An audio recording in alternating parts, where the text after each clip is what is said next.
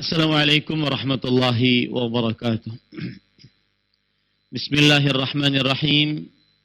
Innal hamdalillah nahmaduhu wa nasta'inuhu wa nastaghfiruh wa na'udzu billahi min shururi anfusina wa sayyiati a'malina. Man yahdihillahu fala mudilla lahu wa man yudlil fala hadiya lahu. Wa ashhadu an la ilaha illallah wahdahu la syarika lahu.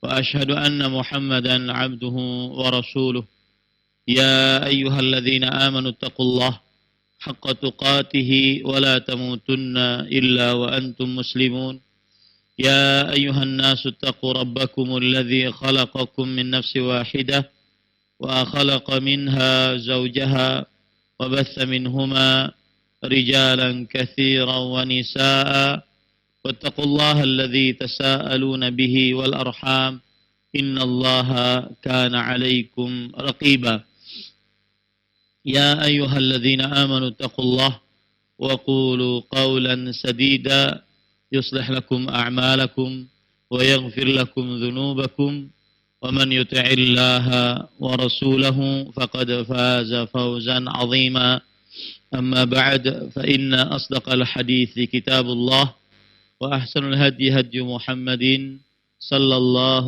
عليه وعلى آله وسلم وشر الأمور محدثاتها وكل محدثة بدعة وكل بدعة ضلالة وكل ضلالة في النار.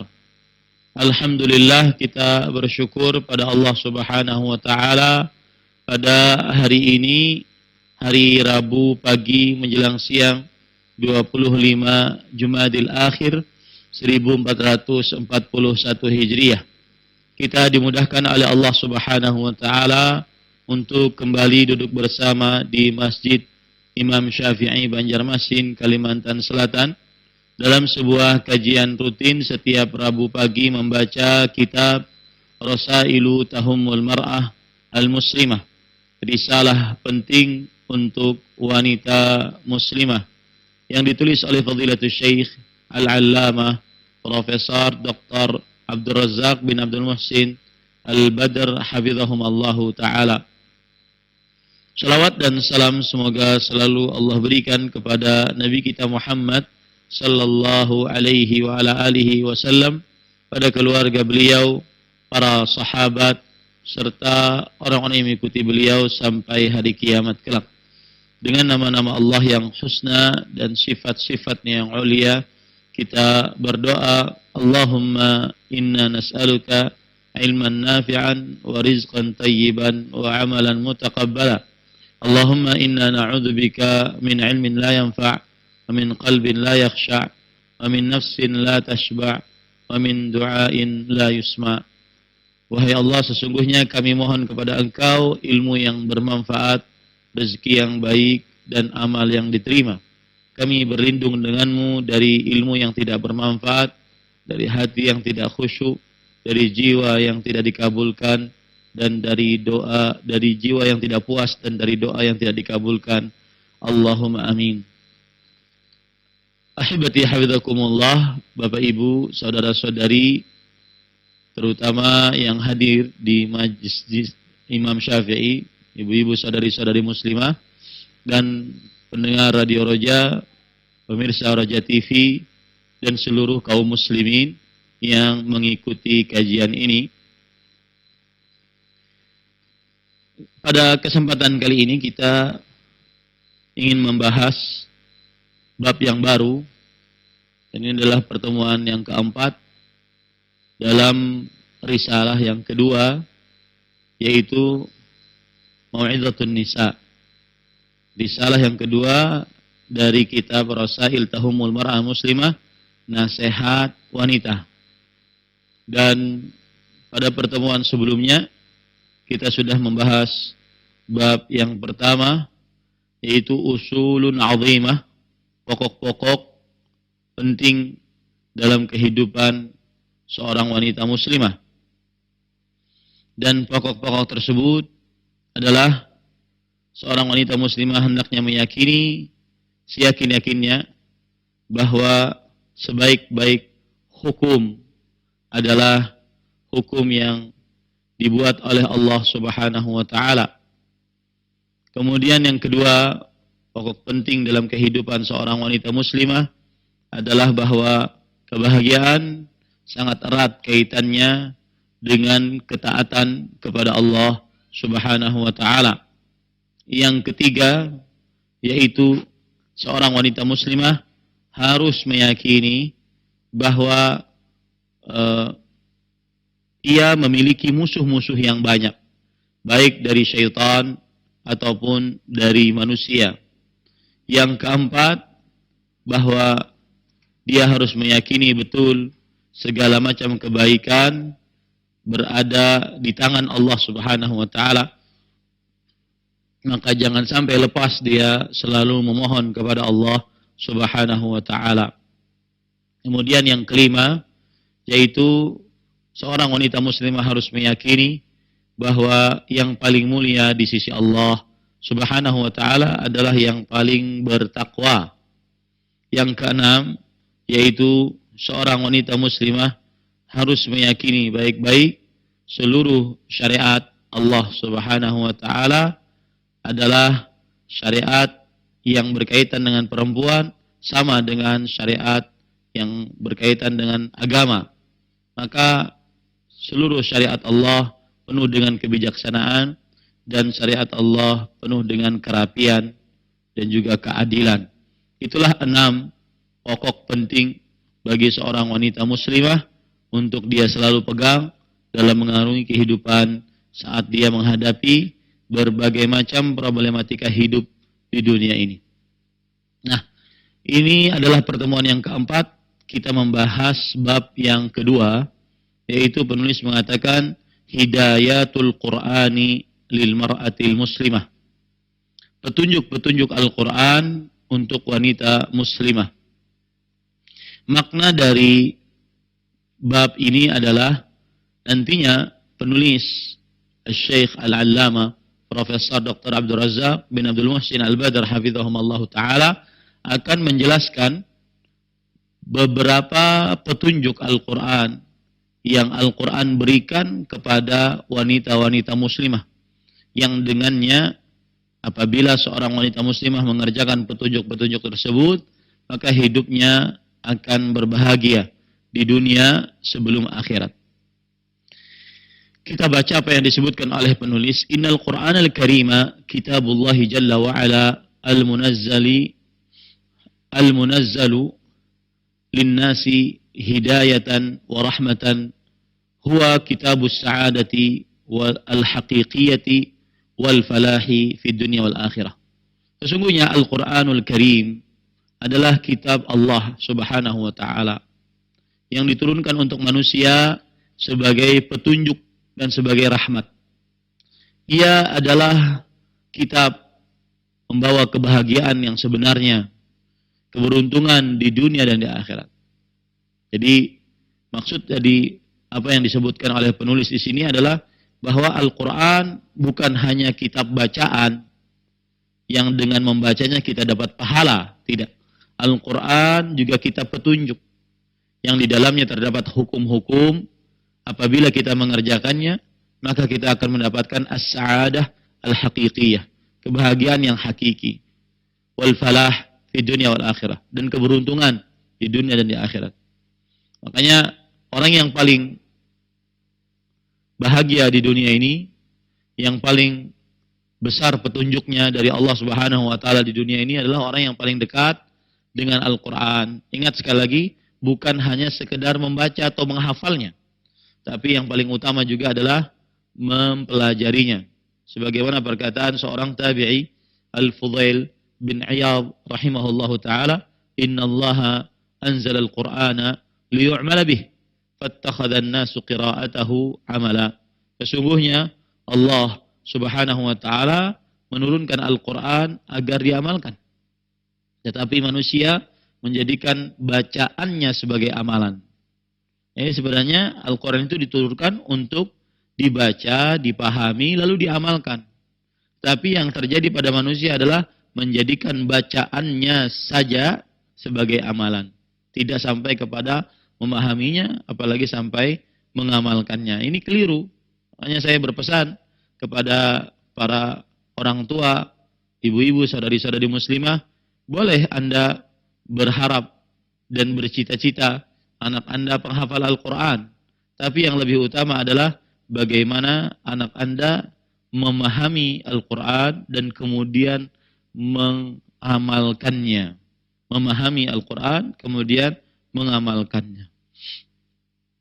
Dan Allah Subhanahu wa taala memerintahkan akan manusia agar senantiasa mentadabburi akan Al-Quran ini. Sebagaimana disebutkan oleh Allah dalam surat Sad ayat 29. Kitabun anzalnahu ilaik liyadabbaru ayatih wa liyatadzakkara ulul albab. Ini adalah sebuah kitab, yaitu Al-Quran, yang kami turunkan kepada engkau, wahai Muhammad sallallahu alaihi wasallam, penuh dengan berkah, supaya mereka, yaitu manusia, memperhatikan ayat-ayatnya, mempelajari ayat-ayatnya, dan supaya mendapatkan pelajaran orang-orang yang mempunyai pikiran. Ini menunjukkan Al-Quran bukan hanya sekedar untuk buku bacaan, tetapi juga untuk buku pedoman, karena dia adalah petunjuk dalam kehidupan. Nah, kemudian penulis mengatakan, kitabun fihi hidayatul anam, wa shifaul asqam, wa sa'adatud dunya wal akhirah. Dia adalah buku, kitab, yang di dalamnya terdapat petunjuk untuk manusia, penyembuh bagi penyakit-penyakit, kebahagiaan di dunia dan di akhirat. Ini disebutkan oleh Allah bahwasanya Al-Quran ya bukan hanya sekedar yang dibaca, akan tetapi Al-Quran adalah penyembuh. Lihat Allah Subhanahu wa taala berfirman di dalam surat Al-Isra ayat 82. Wa nunazzilu minal Qur'ani ma huwa shifaa wa rahmatul lil mu'minin wa la yazidudz zalimina illa khasara. Dan kami turunkan dari Al-Quran yang menjadi penawar dan rahmat bagi orang-orang yang beriman. Dan Al-Quran itu tidaklah menambah kepada orang-orang yang zalim selain kerugian. Ini menunjukkan Al-Quran adalah syifa, yaitu obat, penawar. Dan obat ada dua macam. Obat dalam penyakit-penyakit hati dan obat dalam penyakit-penyakit lahiriah. Penyakit-penyakit hati seperti kemunafikan, seperti ujub, takabur, ya, seperti riya, sum'ah. Ini adalah penyakit-penyakit hati. Dan obatnya adalah Al-Quran. Itu apabila Al-Quran tersebut dia baca, kemudian apabila Al-Quran tersebut dia pahami, ya, bisa juga penyakit-penyakit lahiriah. Al-Quran adalah obat untuk penyakit-penyakit lahiriah. Seperti ruqyah. Al-Quran bisa digunakan untuk ruqyah. Tersengat kalajengking, badan panas, kesurupan jin. Nah, penyakit-penyakit lahiriah. Ya. Maka ini obatnya juga Al-Quran. Jadi Al-Quran adalah penawar. Penawar di sini dua makna. Dua makna. Yang pertama, penawar penyakit-penyakit hati. Dan yang kedua, penawar penyakit-penyakit lahiriah. Penyakit-penyakit lahiriah. Wa man talaba as-sa'adata min ghairi tariqihi syaqi. Wa man talaba al-'izza min ghairi hudahu dhal. Barang siapa yang mencari kebahagiaan dari selain jalannya, maka dia akan malang atau rugi. Dan barang siapa yang mencari kemuliaan dari selain petunjuknya, maka dia akan hina. Wa man talabal karamata min ghairi sabilihi uhin. Siapa yang mencari kemuliaan selain dari jalannya, dia akan direndahkan, dihinakan. Ini sebagaimana disebut kemudian penulis mengatakan dalam surah Al-Ahzab ayat 36, "Wa ma kana lil mu'minin wa la mu'minatin idza qada Allahu wa rasuluhu amran an yakuna lahumul khiyarah min amrihim Wa man ya'sillaha wa rasulahu faqad dhalla dhalalan mubina. Tidak pantas lelaki, orang beriman laki-laki atau orang beriman perempuan, jika Allah Subhanahu wa taala dan Rasulnya telah menetapkan sebuah perkara, mereka memiliki perkara lain dari pilihan mereka. Dan barang siapa yang bermaksiat kepada Allah dan Rasulnya, maka sungguh ia telah sesat dengan kesesatan yang nyata. Ini hati-hati ibu-ibu, saudari-saudari muslimah. Yang mencari petunjuk hidup selain dari Al-Quran pasti akan sengsara. Yang mencari petunjuk keselamatan selain dari petunjuk Al-Quran pasti akan celaka. Yang mencari kemuliaan selain dari petunjuk Al-Quran maka pasti akan terhina dan seterusnya. Karena Allah menjanjikan siapa yang bermaksiat kepada Allah dan Rasulnya, yaitu tidak mau mengamalkan Al-Quran, maka sungguh ia telah sesat dengan kesesatan yang nyata. Maka kalau seandainya kita dalam kehidupan sehari-hari ada problematika yang kita berhadapan dengan masalah tersebut, maka kita harus kembalikan kepada Al-Quran dan hadis, kepada hukum Allah Subhanahu wa taala. Karena hukum Allah lah yang paling baik hasilnya dan akhirnya. Bagaimana firman Allah Subhanahu wa taala di dalam Al-Quran, wa in tanaza'tum fi syai'in farudduhu ila Allahi war Rasul in kuntum tu'minuna billahi wal yaumil akhir dzalika khairun wa ahsanu ta'wila. Surah An-Nisa ayat 59. Yang artinya jika kalian berbeda pendapat tentang sesuatu, maka kembalikanlah kepada Allah dan Rasulnya, yaitu kembali kepada Al-Quran dan hadis Rasul SAW. Jika kalian benar-benar beriman kepada Allah dan hari akhir, yang demikian itu khairun, lebih baik bagi kalian, wa ahsanu ta'wila, dan lebih bagus akibatnya. Pasti akhir sesuatu yang menurut akhir sesuatu dari orang yang mengikuti petunjuk Al-Quran pasti dia baik. Ya, itu harus kita yakini dalam hati kita. Jangan sampai kita ragu-ragu. Kemudian penulis mengatakan, ja'alahu Allahu nuran lil ibad wa basiratan lahum. Allah menjadikan Al-Quran sebagai cahaya bagi hamba-hamba dan sebagai lentera bagi mereka. Yahdihim ila sa'adati dunya wal akhirah wa ila siratillahil mustaqim wa sabilihil qawim. Memberikan petunjuk kepada manusia kepada kebahagiaan di dunia dan di akhirat, dan kepada jalan Allah yang lurus dan jalan Allah yang tegak. Allah Subhanahu wa taala berfirman, qad ja'akum minallahi nur wa kitabun mubin yahdi bihi Allah man ittaba'a ridwanahu subulas salam wa yukhrijuhum minadh dhulumati ilan nur bi'idhnihi wa yahdihim ila siratim mustaqim. Telah datang kepada kalian dari Allah cahaya dan kitab yang nyata, memberikan petunjuk. Allah Subhanahu wa taala dengannya memberikan petunjuk siapa yang mengikuti keridhaannya kepada jalan yang lurus dan mengeluarkan mereka dari kegelapan kepada cahaya dengan izinnya dan memberi petunjuk kepada mereka kepada jalan yang lurus. Ini ibu-ibu harus kita yakini baik-baik, Al-Quran buku petunjuk. Siapa yang mengikuti petunjuk Al-Quran maka dia akan keluar dari kegelapan menuju cahaya, hidupnya nyaman, hidupnya enak. Ya, itu harus kita yakini baik-baik. Makanya dekat-dekat dengan Al-Quran, baik itu membacanya, baik itu mendengarkan artinya, baik itu memahami makna-maknanya, baik itu menghafalnya ataupun juga mengamalkannya. Dekat-dekat dengan Al-Quran.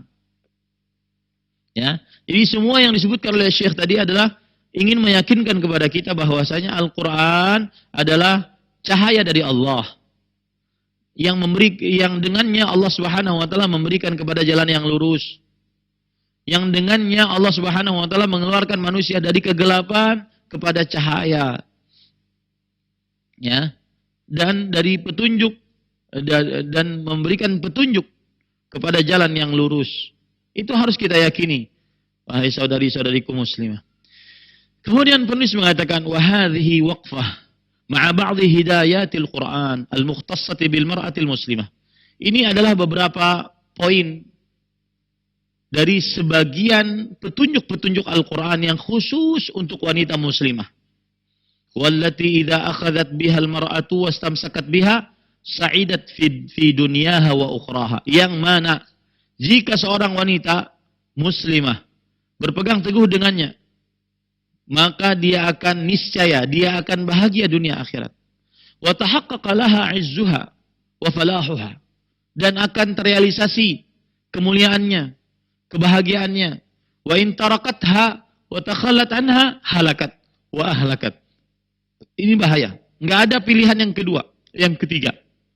Jika mengikuti, dia akan bahagia dunia akhirat.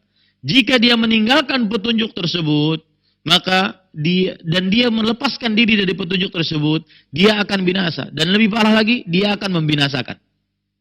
Binasa, dia rusak pada dirinya sendiri, dia asyik masuk maruk di dalam kemaksiatan, rusak sendiri, dan juga membinasakan orang lain. Wahia adabun azimah, laisat mahallan lil jadal. Dan dia adalah adab-adab yang agung. Adab-adab ini tidak perlu untuk didiskusikan. Adab-adab ini semuanya disepakati. La majalan lin niqash. Tidak ada diskusi di dalam adab-adab yang akan disebutkan oleh Al-Quran ini. Awir rad wa adamil qabul. Tidak ada celah untuk menolak dan tidak menerima. Tidak ada. Iyadzan billah. Kita berlindung kepada Allah dari penolakan terhadap Al-Quran.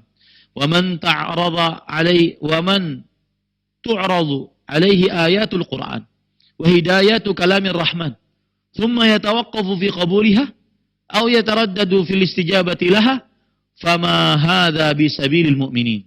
Dan siapa saja yang dihadapkan kepadanya ayat Al-Quran, petunjuk-petunjuk firman Allah Subhanahu wa taala Ar-Rahman, kemudian dia berhenti untuk menerimanya atau ragu-ragu untuk menerimanya, maka ini bukannya jalan orang-orang yang beriman. Maka ini adab-adab yang akan kita sebutkan di bawah ini adalah adab-adab yang pasti mendatangkan kebahagiaan, pasti mendatangkan keberuntungan dunia akhirat. Tidak perlu didiskusikan, cukup dipelajari dan diterima. Ya, cukup dipelajari dan terima. Kemudian penulis mengatakan wa 'alal mar'atil muslimah an ta'lam wa hiya taqra'u hidayatil Qur'an wa tata'ammala fi kalamir rahman anna sa'adataha la takunu illa biluzumi hajjillah wa sayri fi siratihil mustaqim. Dan seorang wanita muslimah wajib mengetahui saat dia membaca petunjuk-petunjuk Al-Quran dan mempelajari dengan seksama tentang kalam-kalam Allah Ar-Rahman, bahwa kebahagiaannya tidak akan bisa terjadi kecuali dengan berpegang teguh kepada petunjuk dari Allah dan berjalan di jalannya yang lurus. Baik. Itu muqaddimah. Sekarang penulis menyebutkan apa saja petunjuk-petunjuk Al-Quran yang khusus yang Allah Subhanahu wa taala berikan kepada para perempuan.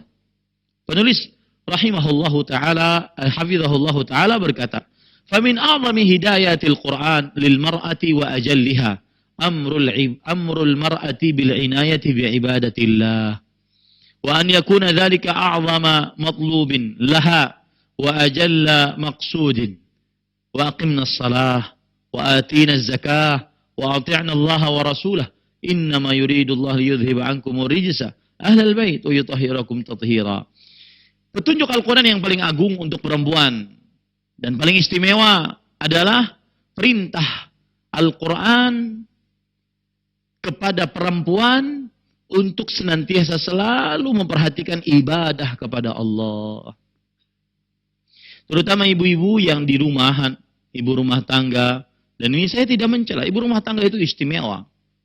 Ya, ibu-ibu yang tidak sibuk dengan, kalau di zaman sekarang tidak sibuk dengan dagangan online, setiap hari pulang pergi ke tempat pengiriman barang, ya, terutama ibu-ibu yang di rumah saja, maka perintah kepada perempuan dari Al-Quran untuk senantiasa selalu memperhatikan ibadah kepada Allah. Dan hendaknya hal tersebut menjadi sesuatu yang dituntut yang paling agung dari perempuan. Dan maksud yang paling utama dari perempuan. Sebagaimana firman Allah yang dibawakan oleh penulis di sini. Surat Al-Ahzab ayat 33. Wa aqimnas salah. Dirikanlah wahai para perempuan salat. Bayarlah zakat. Taatilah Allah dan Rasulnya. Sesungguhnya Allah menginginkan agar hilang dari kalian kotoran. Wahai ahlul bait. Wahai ahlul bait. Dan mensucikan kalian dengan sebenar-benar suci. Maka lihat ayat ini memberikan pelajaran kepada kita agar perempuan memperhatikan ibadahnya. Surat apa tadi Ibu? Al-Ahzab ayat 33. Lihat sekarang saya bacakan bagaimana firman Allah Subhanahu wa taala. Wa aqimnas shalah wa atinaz zakah wa ati'na Allah wa rasulah. Dirikanlah salat, tunaikanlah zakat wahai para perempuan. Taatilah Allah dan Rasulnya. Kata Imam Ibnu Katsir rahimahullah, nahahunna awalan 'anil syarr, thumma amarahunna bil khair. Di awal ayat Allah Subhanahu wa taala memerintahkan melarang untuk keburukan, yaitu berdandan di hadapan laki-laki yang bukan mahramnya. Kemudian setelah itu baru Allah memerintahkan untuk mengerjakan kebaikan. Min iqamatis shalah wa hiya ibadatullahi wahdah la syarikalah. Berupa ibadah kepada Allah yaitu mendirikan salat. Wa itaiz zakah wa hiya al-ihsan ilal makhluqin. Dan berupa membayar zakat dan itu adalah berbuat baik kepada makhluk. Wa ati'na Allah wa rasulah wa hadha min babi 'atfil 'am 'alal khas. Dan kemudian taatilah Allah dan Rasulnya. Ini sebenarnya adalah dari sisi penggandengan yang umum terhadap yang khusus. Artinya gini Bu, perhatikan baik-baik. Hidayah, petunjuk Al-Quran yang pertama khusus untuk perempuan adalah perintah Al-Quran kepada perempuan untuk senantiasa memperhatikan ibadahnya kepada Allah. Dan ibadah kepada Allah dari dua sisi. Ini perhatikan, nanti dalam kehidupan sehari-hari bisa diamalkan. Dari dua sisi. Yang pertama Allah menyebutkan, apa tadi? Dirikanlah sholat. Itu berarti hubungan seorang perempuan dengan Allah. Hubungan seorang perempuan dengan Allah. Maka di sana ada jenis-jenis ibadah yang dikerjakan oleh seorang perempuan dengan Allah Subhanahu wa taala, seperti sholatnya, seperti puasanya, ya. Kemudian seperti baca Qur'annya, berzikirnya, berdoanya, zikir pagi, zikir sorenya, sholat wajib, sholat sunnahnya. Ini adalah ibadah perempuan dengan Allah. Yang disebut oleh sebagian orang hablun minallah. Kemudian ketika Allah berfirman, wa atinaz zakah. Dan bayarlah zakat. Kata Imam Ibnu Katsir, al-ihsan ila al-makhluqin. Ini namanya berbuat baik kepada para makhluk. Dan ini juga ibadah bagi perempuan. Ya, ini ibadah bagi perempuan. Berbuat baik kepada para makhluk. Di antara manusia-manusia yang paling berbuat baik kepada para makhluk, yang wajib diperbuat baiki oleh seorang perempuan adalah suaminya, anak-anaknya. Nah, di sini nanti terjadi mana yang lebih prioritas. Ustaz, saya punya anak 5, sekarang hafalan Al-Quran tidak jalan-jalan. Saya punya anak 5, mau tahajud kecapean. Saya punya anak 5, kadang-kadang mau zikir pagi, zikir sore nggak bisa. Ya. Maka jawabannya ibu-ibu saudari-saudari muslimah, belum lagi nanti seorang wanita muslimah di 10 hari terakhir bulan Ramadan mendapati haid. Nah, itu sedih banget tuh. Ketika orang-orang benar-benar beribadah 10 hari terakhir bulan Ramadan, dia haid. Maka kita katakan bahwa seorang wanita muslimah bisa melakukan ibadah hablun minan nas. Berbuat baik kepada manusia. Membukakan puasa, membayar zakat, bersedekah, membantu orang lain, mengurus anak, mengurus suami, itu ibadah kepada Allah Subhanahu wa taala. Nah, ini ibu-ibu, saudari-saudari muslimah yang dimuliakan oleh Allah. Jadi, ini adalah petunjuk pertama khusus bagi perempuan, yaitu memperbanyak ibadah. Dan ibadah di sini dari dua sisi. Saya sering menyebutnya ibadah praktis, seperti sholat, puasa, ya, seperti haji, ibadah praktis, seperti zikir, baca Quran, berdoa, ibadah-ibadah yang berkaitan dengan lisan. Itu hubungan dia dengan Allah Subhanahu wa taala. Nah, ini juga perlu diperbanyak ibadah-ibadah ini.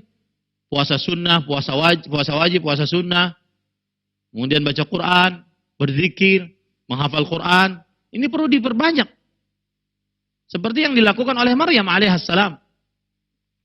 Ya Maryam qunuti li rabbiki wasjudi warka'i ma'ar raki'in. Wahai Maryam, beribadahlah yang lama kepada Allah. Sujudlah yang lama. Ruku'lah yang lama bersama orang-orang yang ruku'. Ini berarti ibadah yang benar-benar hubungannya dengan Allah. Ibadah-ibadah praktis dan non-praktis. Di sana ada ibadah-ibadah yang hubungannya dengan makhluk. Juga disebut oleh Allah Subhanahu wa taala sebagai ibadah. Makanya dalam hadis riwayat Imam Ahmad,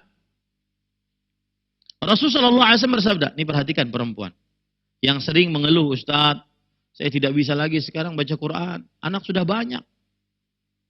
Ustaz, saya tidak bisa lagi sekarang untuk salat tahajud. Kenapa? Karena kecapean.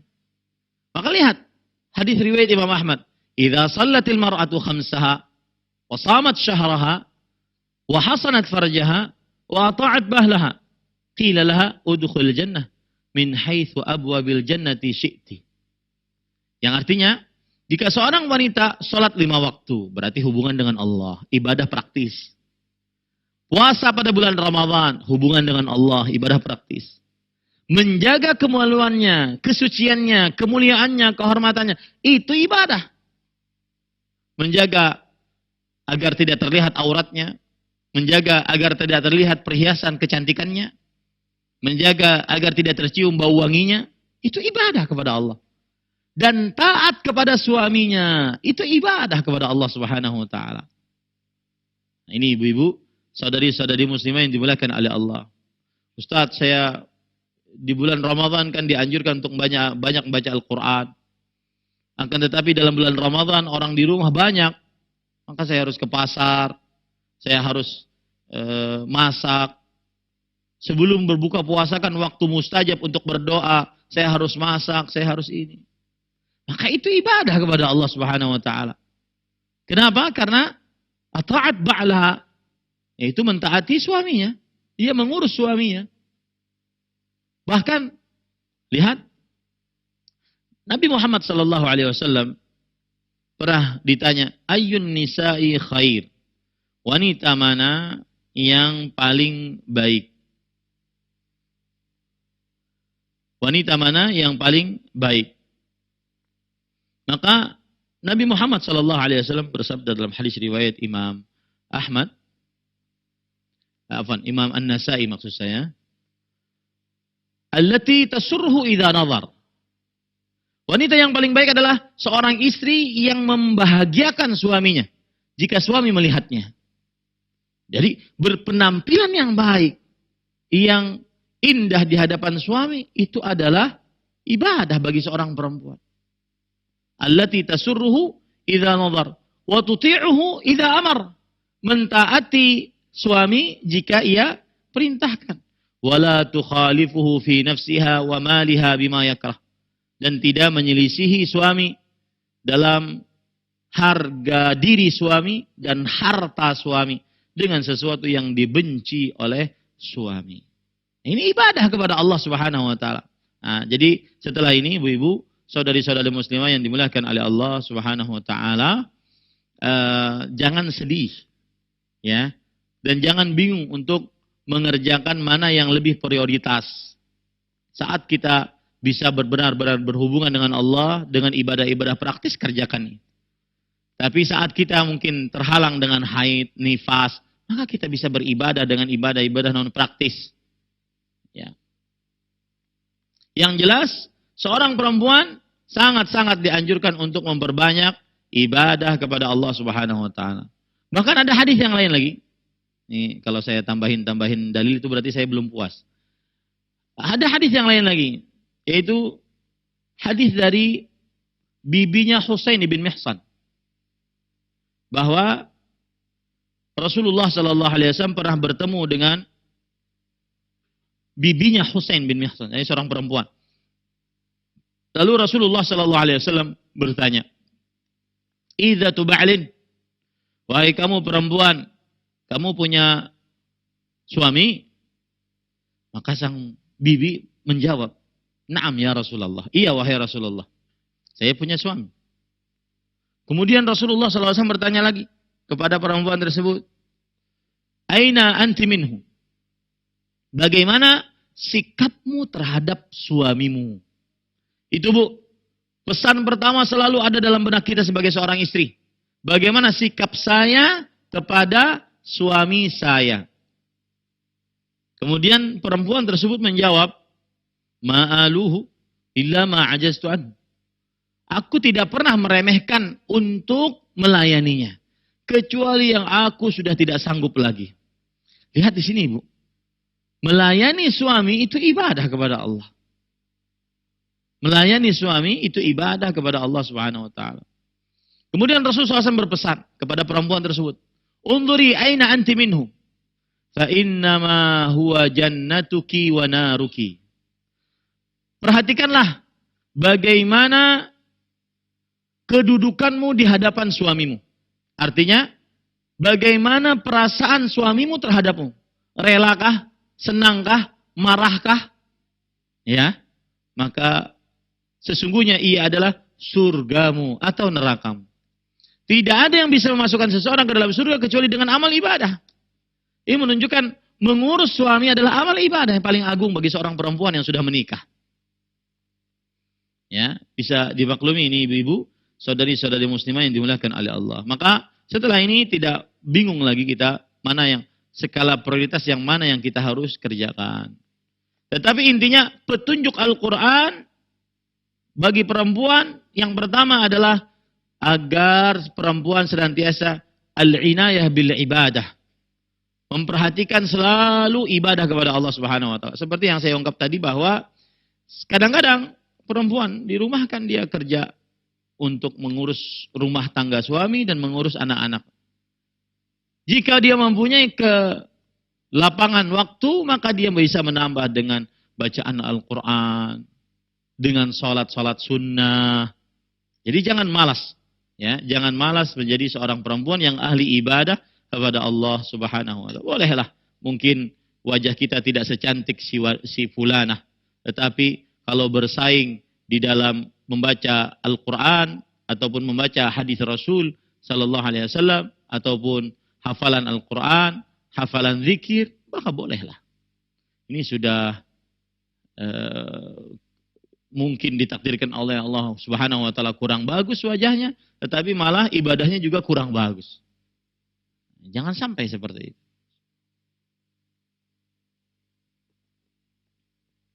Nah, kemudian ibu-ibu, saudari-saudari muslimah yang dimuliakan oleh Allah, kedua,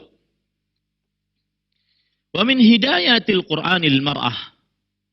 Sebelum kedua, saya ingin mengingatkan bahwa kalau kita contoh wanita-wanita muslimah di zaman Rasulullah sallallahu alaihi wasallam, maka kita akan dapati wanita-wanita yang sangat luar biasa. Ya, wanita-wanita yang sangat luar biasa.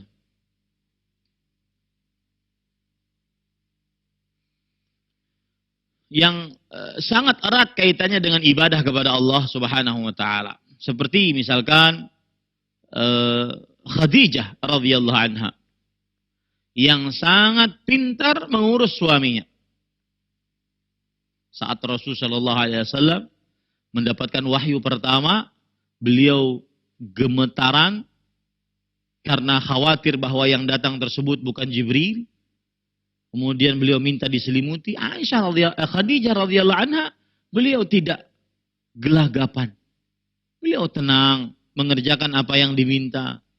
Saat suaminya memerlukan sarannya, maka baru beliau keluar dengan perkataan yang begitu indah yang menenangkan suaminya. Dan itu ibadah.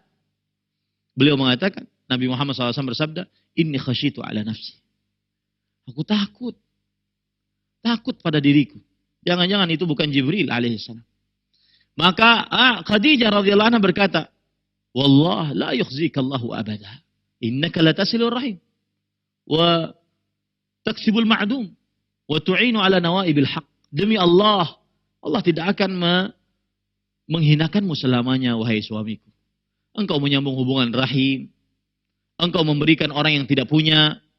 Engkau menolong orang-orang yang memperjuangkan kebenaran. Ini lihat. Perkataan ini ditulis di dalam buku-buku sejarah. Sebagai bentuk ibadahnya Khadijah dengan cara merawat suaminya. Ini ibu-ibu, saudari-saudari muslimah yang dimuliakan oleh Allah. Kemudian sabarnya Aisyah radhiyallahu anha ketika beliau berkata kepada Zubair, kepada Urwah, Ra'ainal hilal, tsummal hilal, tsummal hilal. Kita melihat bulan purnama. Datang lagi bulan purnama. Datang lagi bulan purnama. 3 kali bulan purnama. Wa ma uqida fi buyuti azwajin Nabi sallallahu alaihi wasallam nar. Tidak ada api yang dinyalakan di rumah istri-istri Nabi Muhammad SAW. Tidak ada yang dimasak. Dengan sabarnya para istri-istri tersebut kepada dengan keadaan Rasulullah Sallallahu Alaihi Wasallam. Ini ibu-ibu saudara, itu ibadah kepada Allah Subhanahu Wa Taala. Sabar dengan keadaan suami, tidak melaknat, tidak suka merendahkan pemberian suami, dan seterusnya. Itu ibadah kepada Allah Subhanahu Wa Taala. Maka ibu-ibu saudari-saudari muslimah, petunjuk pertama Al-Quran untuk perempuan adalah memperhatikan ibadah kepada Allah. Baik itu ibadah praktis ataupun ibadah non praktis. Nah, kita lanjut. Petunjuk yang kedua, wa min hidayatil Quran lil mar'ah amruha bil hijab wa luzumihi wal muhafazati alaihi ala sitri wal hishmah. Qala Allah Ta'ala, ya ayuhan nabi, qul li azwajik wa banatik wa nisa'il mu'minin yudnina alaihinna min jalabibihin. Dzalika adna an yu'rafna fala yu'zain wa kana Allahu ghafurar rahima. Termasuk petunjuk Al-Quran untuk perempuan adalah perintah Al-Quran kepada perempuan untuk berhijab. Dan selalu berhijab. Dan selalu menjaga ketertutupan. Dan selalu menjaga sifat malu. Allah Subhanahu wa taala berfirman dalam surat Al-Ahzab ayat 59. Wahai Nabi, katakanlah untuk istri-istrimu, anak-anak perempuanmu, dan seluruh wanita-wanita beriman, hendaknya mereka memanjangkan jilbab-jilbab mereka. Yang demikian itu lebih dekat agar mereka dikenal, kemudian mereka tidak disakiti atau tidak diganggu. Dan Allah Subhanahu wa taala Maha Pengampun lagi Maha Penyayang. Sebelum saya berbicara tentang ini, ibu-ibu, saudari-saudari muslimah yang dimuliakan oleh Allah Subhanahu wa taala, saya ingin mendudukkan permasalahan penting bahwa Al-Qur'an sebagai buku pedoman, petunjuk. Begitu juga hadis Rasul sallallahu alaihi wasallam sebagai buku petunjuk. Yang apabila kita mengikuti petunjuknya, niscaya kita akan mendapatkan kebahagiaan dunia akhirat. Cuma harus diperhatikan penting-penting. Bahwa Al-Quran dan hadis tidak bisa dipahami dengan pemahaman kita sendiri. Disebabkan karena beberapa sebab. Disebabkan karena terkhusus kita orang Ajam, bukan Arab.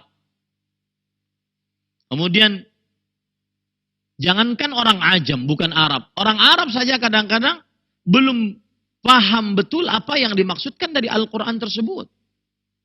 Maka diperlukan untuk memahami Al-Quran dengan pemahaman yang benar. Yang kedua, Al-Quran agar menjadi ilmu yang bisa diamalkan sehingga mendapat ridha Allah Subhanahu wa taala, kita harus memahaminya dengan pemahaman para sahabat Nabi radhiyallahu anhu. Kenapa para sahabat? Karena mereka yang paling tahu tentang Al-Quran.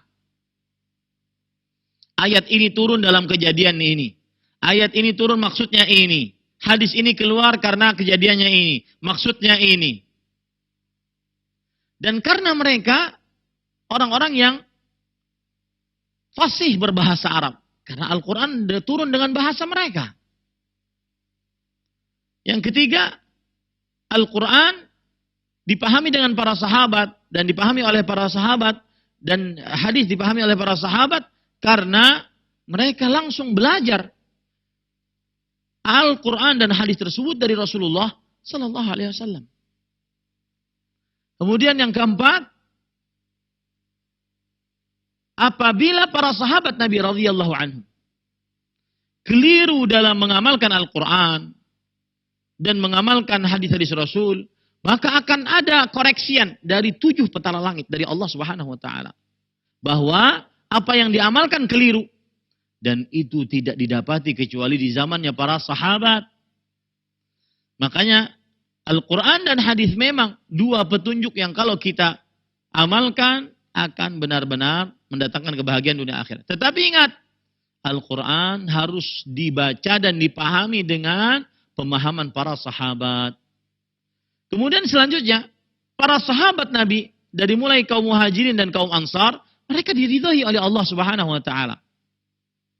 Dan tidak mungkin Allah Subhanahu wa taala meridhai para sahabat kecuali mereka mengamalkan Islam dengan baik dan sempurna. Maka siapa yang ingin diridhai oleh Allah, maka ikutilah para sahabat radhiyallahu anhu. Para sahabat Nabi radhiyallahu anhum seluruhnya dari kaum muhajirin ansar, mereka dijamin masuk surga.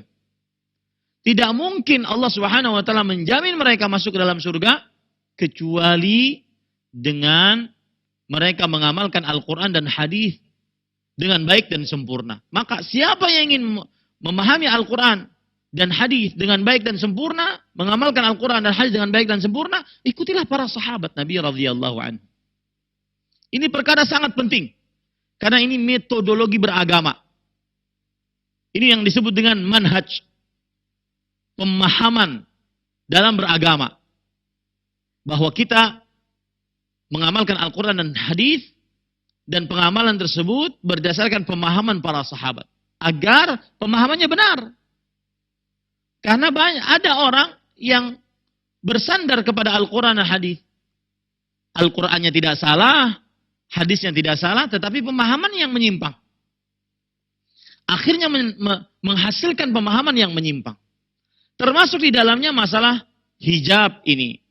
Ya, ibu-ibu, saudari-saudari muslimah yang dimuliakan oleh Allah Subhanahu wa taala. Sangat aneh bin nyata bahwa hijab ada sebagian orang yang menyatakan tidak wajib.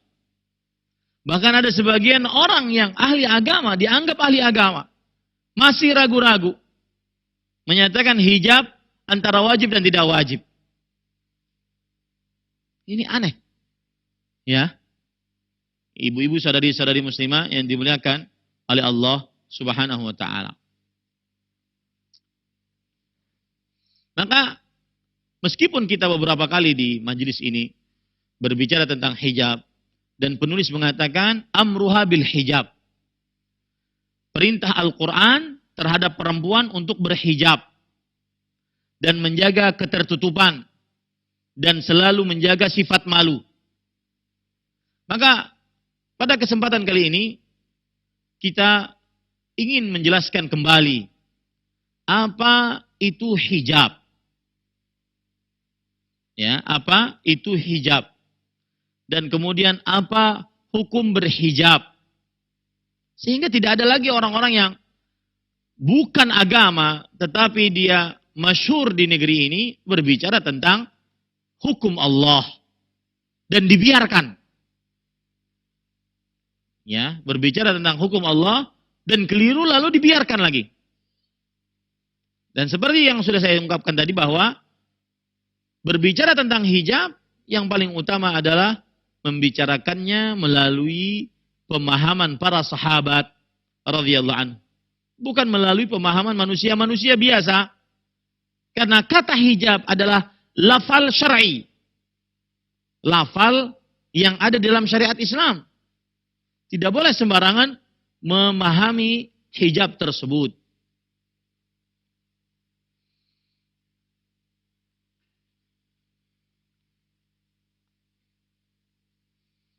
Saya akan berbicara dulu tentang makna hijab. Perhatikan ibu-ibu, saudari-saudari muslimah yang dimuliakan oleh Allah. Makna hijab.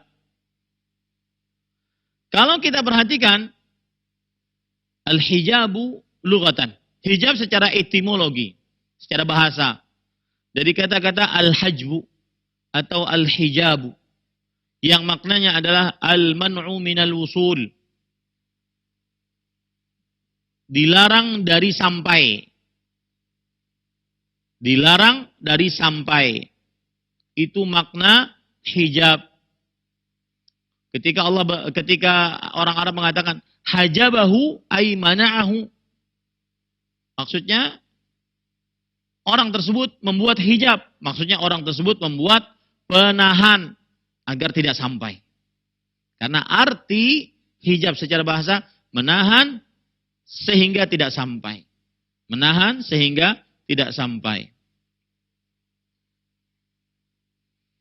Makanya orang Arab mengatakan sumya hijabul mar'ah hijaban li'annahu yamna'ul musyahadah. Hijab bagi perempuan dinamakan hijab karena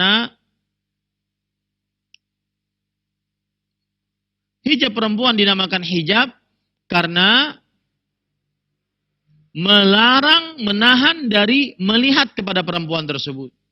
Perempuan ini berhijab, berarti tertahan mata saya untuk melihatnya. Itu namanya hijab.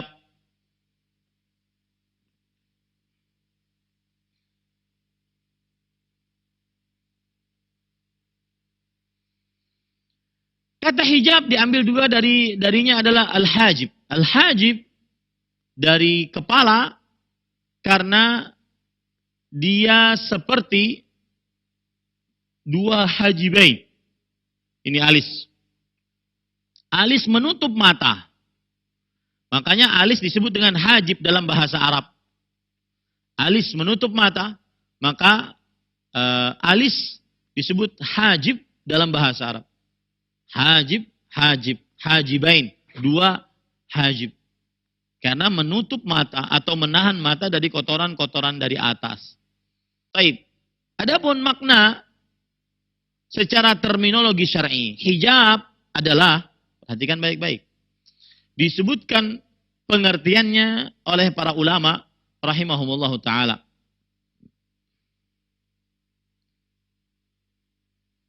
Disebutkan diantaranya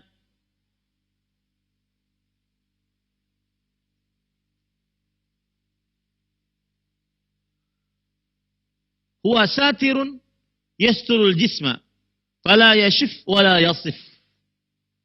Dia adalah penutup yang menutup badan, maka tidak memperlihatkan badan dan tidak membentuk badan. Itu hijab secara terminologi syariat. Dia adalah penutup badan, maka tidak menjelaskan badan, tidak juga membentuk tubuh badan. Itulah hijab. Jadi dia penutup.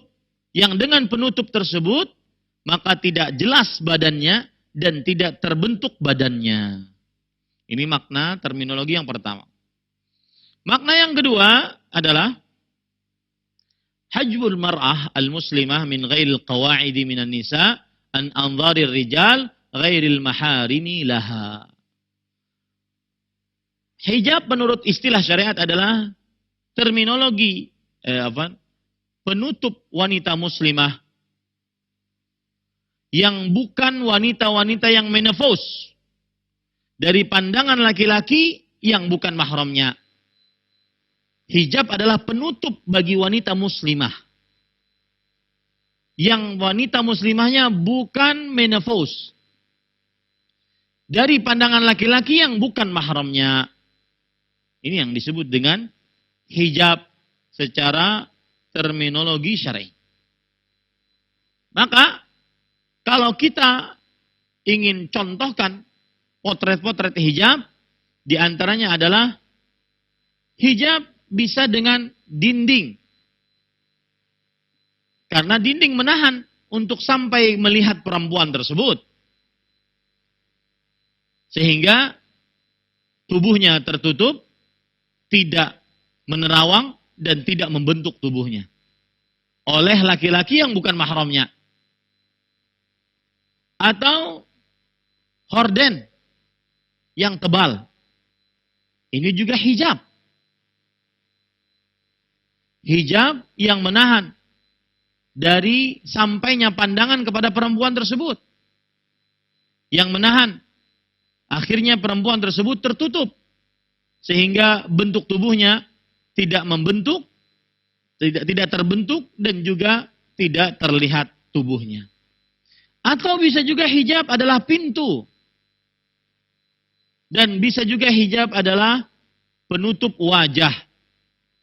Seperti cadar. Ini adalah hijab.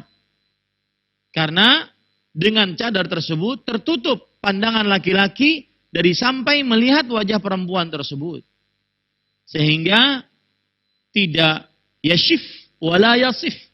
Tidak menerawang dan juga tidak membentuk perempuan tersebut. Kemudian termasuk hijab juga adalah khimar. Yaitu bahasa Indonesianya jilbab. Ini termasuk hijab. Karena menahan pandangan laki-laki untuk sampai kepada perempuan tersebut. Sehingga perempuan tersebut tidak menerawang tubuhnya, tidak bisa diterawang, dan tidak juga membentuk tubuhnya. Karena dia pakai jilbab. Makanya, ahibati hafizakumullah ta'ala, Al-Hafidh Ibnu Hajar, Al-Asqalani rahimahullah, ketika mendefinisikan khimar, apa itu khimar? Khimaru mar'ah li'annahu yastur wajhaha. Yang dimaksud dengan khimar, bagi perempuan, adalah kain yang menutup wajahnya. Itu namanya khimar. Ya. Jadi di sini ada istilah niqab, cadar. Khimar yaitu kain yang menutup kepalanya dan bahkan menutup wajahnya. Itu namanya khimar. Nih, ibu, saudari-saudari muslimah yang dimuliakan oleh Allah Subhanahu wa taala. Nah, itulah makna hijab. Tertahannya pandangan laki-laki kepada perempuan. Perempuan yang belum menopause dan laki-laki yang bukan mahramnya. Itu namanya hijab. Ini ibu-ibu, saudari-saudari muslimah yang dimuliakan oleh Allah. Nah, nanti insya Allah kita akan membahas lagi tentang hijab. Karena waktu sudah habis, kita masuk kepada sesi pertanyaan. Ini yang bisa saya sampaikan. Wallahu a'lam. Wa sallallahu nabiyana Muhammad walhamdulillahi rabbil alamin. Nah, Barakallahu fikum, jazakallahu khairan. Terima kasih atas keluangan waktu untuk Ustadz kembali menyampaikan bimbingan yang bermanfaat bagi kita semuanya. Demikianlah ikhwatal Islam untuk kajian ilmiah yang telah disampaikan oleh Ustadz. Kini saatnya kami berikan kesempatan bagi Anda yang ingin bertanya seputar pembahasan ini. Silahkan bisa masuk dan bertanya. Kami bacakan terlebih dahulu dari pesan singkat. Assalamualaikum Pak Ustadz, saya hamba Allah dari Sukabumi. Saya seorang wanita yang belum punya keturunan, sudah 13 tahun menikah. Qadar Allah. Pak Ustadz, apakah ada doa yang saya bisa baca agar bisa mempunyai keturunan? Dan apa saja amalan-amalan yang bisa saya lakukan agar Allah SWT mengabulkan doa saya? Silakan Ustadz. bismillah, alhamdulillah, wassalatu wassalamu ala rasulillah wa ala alihi wa sahbihi wa man wala. Waalaikumsalam warahmatullahi wabarakatuh. Jawabannya bisa mengamalkan doa yang diamalkan oleh Nabi Zakaria alaihissalam, yaitu beliau berdoa, Rabbi la tadarni fardan wa anta khairul warithin.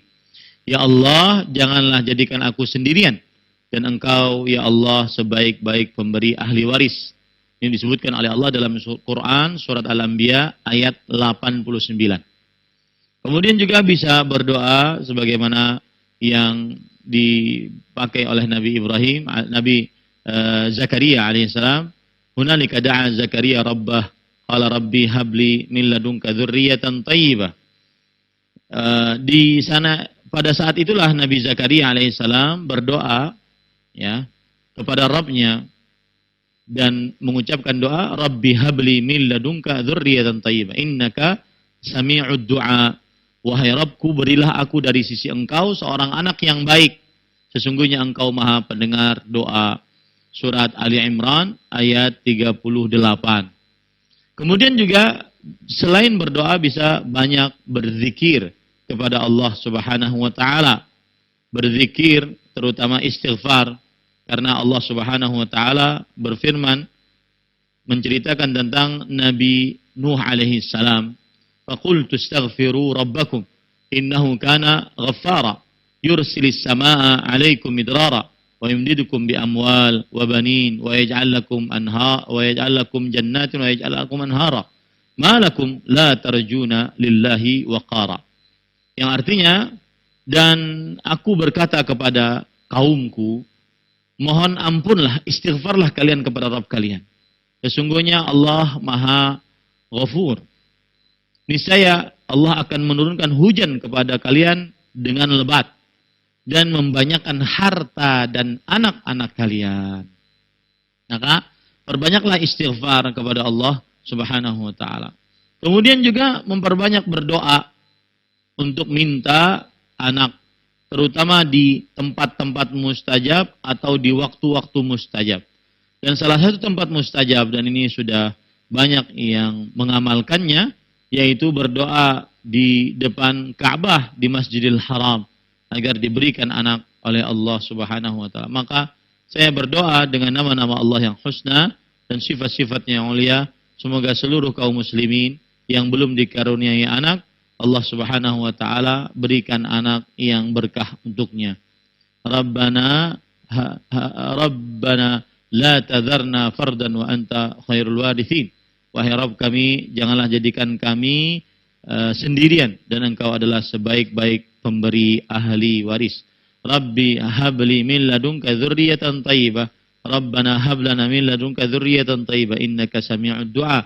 Wahai Rabb kami, berikanlah kepada kami keturunan yang baik, sesungguhnya engkau maha pendengar doa. Naam. Barakallahu fikum. Jazakallahu khairan Ustaz. Terima kasih atas jawaban yang bermanfaat ini. Dan berikut kami bacakan kembali dari pesan singkat. Assalamualaikum dari Ummu Uwais yang bertanya, Ustadz, kenapa suami yang soleh kebanyakan disuruh nikah lagi sama istri-istrinya untuk bisa berpoligami? Namun sebaliknya, suami yang kurang baik, istrinya begitu berat untuk mengizinkan suaminya berpoligami. Silakan Ustadz. Tidak, ini kaidah tidak muttaridah. Ini kaidah tidak mesti harus terjadi seperti itu. Kejadiannya ada kebalikannya. Intinya, ya kalau seandainya suaminya ingin berpoligami, poligami saja. Adapun menghadapi istri yang belum siap, maka rasakan. Ya, rasakan. Kalau seandainya ada orang berkata, ada barang, ada harga. Ingin beristri satu, ya begitu harganya. Ingin beristri dua, juga beda harganya. Ujiannya berbeda, kemudian permasalahannya juga berbeda, tingkat permasalahannya juga berbeda, macam-macam.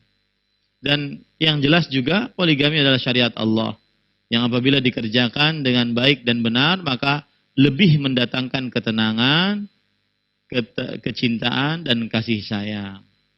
Kalau seandainya satu istri saja mendatangkan sakinah, mawaddah, rahmah, semestinya 2, 3, 4 lebih sakinah, lebih mawaddah, lebih rahmah. Bukan malah sebaliknya. Kadang-kadang sebagian orang mengamalkan poligami ketika ditanya, oh gimana keluarganya? Jadi gimana? Maka pada saat itu berarti dia harus benar-benar melaksanakan poligami yang sesuai dengan syariat Islam. Seperti itu. Jadi apa yang disebut dalam pertanyaan bukan kaedah yang muttaridah, kaedah yang selalu berjalan. Istri yang salehah mengizinkan bahkan mencarikan suaminya untuk berpoligami. Kemudian istri yang tidak salehah malah mengecam, mengancam, menjerat suaminya untuk tidak berpoligami. Tidak mesti juga. Ya, tidak mesti. Wallahu a'lam. Na'am. Barakallahu fikum Ustaz. Terima kasih atas jawabannya. Berikutnya kami akan bacakan kembali pertanyaan dari Ummu Abdullah di Jawa Timur yang bertanya, Assalamualaikum Ustaz. Bolehkah kita menuruti kemauan suami untuk berhubungan badan dalam posisi kita pakai baju syar'i lengkap dengan khimar? Anak khawatir Ustadz karena dengar berita-berita bahwasan di luar sana banyak orang-orang yang berpenyakit, khususnya laki-laki, berkelainan seksual yang terangsang melihat wanita berpakaian syar'i. Silakan Ustadz. Bismillah, alhamdulillah, wassalatu wassalamu ala rasulillah wa ala alihi wa sahbihi wa man walah.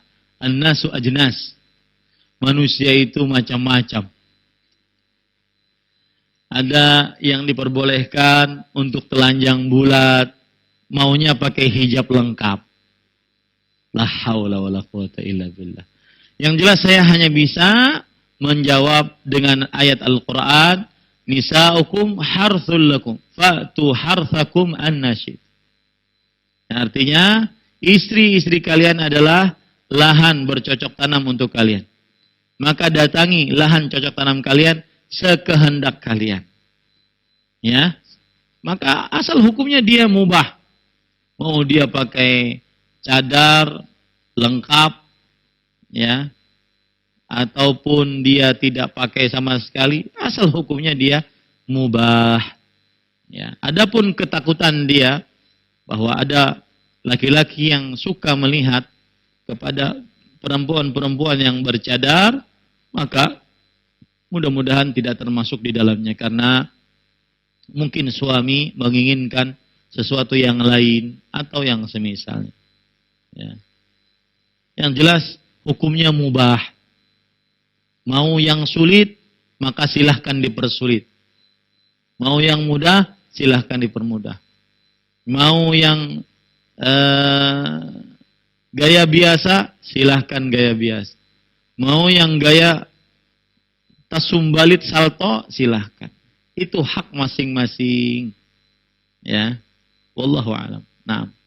Jazakallahu khairan. Barakallahu fikum. Saya terima kasih atas nasihat dan jawaban yang bermanfaat.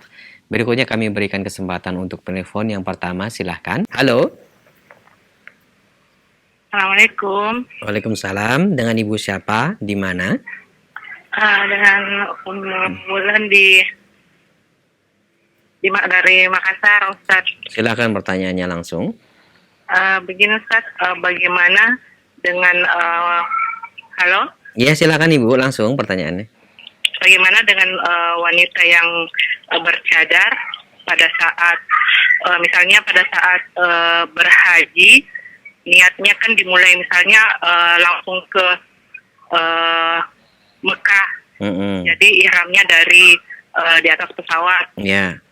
Ya, sementara hukum untuk bagi yang ihram untuk bercadar itu kan nggak boleh ya. Dilepas. Ya, bagaimana? Ya, bagaimana ini kayaknya agak ini ya Ustaz, kalau nggak tertutup. Ya. Bagaimana menjaga ini kalau selama Baik. ihram? Ya, Baik. haji kayaknya agak lama juga waktunya. Baik, terima kasih. Ihram selama haji ya. Iya, terima kasih Ibu atas pertanyaannya. Assalamualaikum, jazakallahu khair. Waalaikumsalam warahmatullahi. Silakan Ustaz. Rasulullah sallallahu alaihi wasallam bersabda, la talbasul muhrimatu al-mar'atul muhrimatu